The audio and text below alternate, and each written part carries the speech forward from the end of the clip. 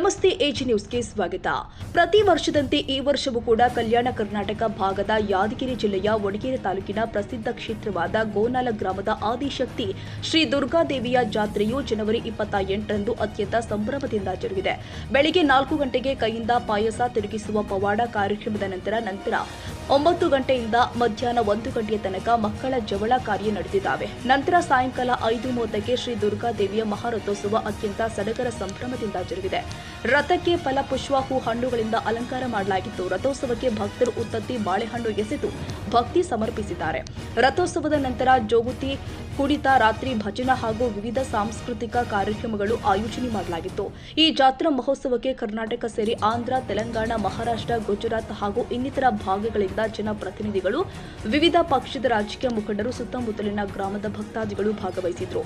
ಜಾತ್ರೆಯಲ್ಲಿ ಬೆಂಡು, ಬೇತಾಸು, ಮಂಡಾಳು, ಜಿಲೇಬಿ, ಬಜ್ಜಿ ಖರೀದಿ, ಮಕ್ಕಳ ಆಟಿಕೆ ಸಾಮಾನುಗಳ ವ್ಯಾಪಾರ ಜೋರಾಗಿತ್ತು.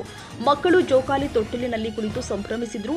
ಪುರಸ್ಥಳದಿಂದ ಬಂದಂತಹ ಭಕ್ತರಿಗೆ ದೇವಸ್ಥಾನದ ವತಿಯಿಂದ ಪ್ರಸಾದ ವ್ಯವಸ್ಥೆ ಕಲ್ಪಿಸಲಾಗಿತ್ತು.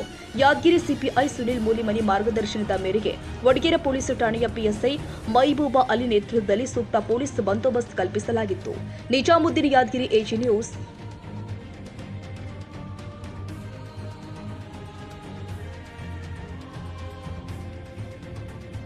ಕನ್ನಡಿಗರ ಮೆಚ್ಚಿನ ನಿಮ್ಮ ಎಜೆ 24/7 ನ್ಯೂಸ್ ಕನ್ನಡ ವಾಹಿನಿ ಇದೀಗ ಟಿವಿಯಲ್ಲಿ ಲಭ್ಯ. ವೇಳೆ ನೋಟಿಸ್ ಕೊಟ್ಟಿದ್ರೆ ವಾಪಸ್ ತಗೋತೀವಿ. ಇವತ್ತು ವಕ್ಫ್ ಪ್ರಾಪರ್ಟಿ ಅಂತೇಳಿ ಬರ್ತದೆ ಅಂತ ಹೇಳಿದ್ರೆ ರೈತರು ಬೀದಿಗೆ ಬದಲು ಏನ್ ಮಾಡ್ಬೇಕಾಗತ್ತೆ?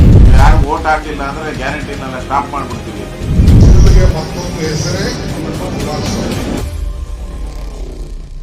ಕರ್ನಾಟಕ ಮತ್ತು ದೇಶ ವಿದೇಶ 360 ಡಿಗ್ರಿ ಸುದ್ದಿ ಹಾಗೂ ಉತ್ತರ ಕರ್ನಾಟಕ, ಬೆಳಗಾವಿ, ಬಾಗಲಕೋಟೆ, ಧಾರವಾಡ, ಹಾವೇರಿ, ಗದಗ, ಬಿಜಾಪುರ ಜಿಲ್ಲೆಯ ಕ್ಷಣ ಕ್ಷಣದ ವಿವರವನ್ನ ಪಡೆಯುವುದಕ್ಕೆ ಎಜೆ 24/7 ನ್ಯೂಸ್ ಕನ್ನಡ ವಾಹಿನಿಯನ್ನ ಲೈಕ್ ಮಾಡಿ, ವಿಡಿಯೋಗಳನ್ನ ಶೇರ್ ಮಾಡಿ, ಕಮೆಂಟ್ ಮಾಡುವ ಮೂಲಕ ನಮ್ಮ ವಾಹಿನಿಗೆ ಸಹಕಾರ ನೀಡಿ ಮತ್ತು ಚಾನೆಲ್ ಅನ್ನ ಸಬ್ಸ್ಕ್ರೈಬ್ ಮಾಡಿ.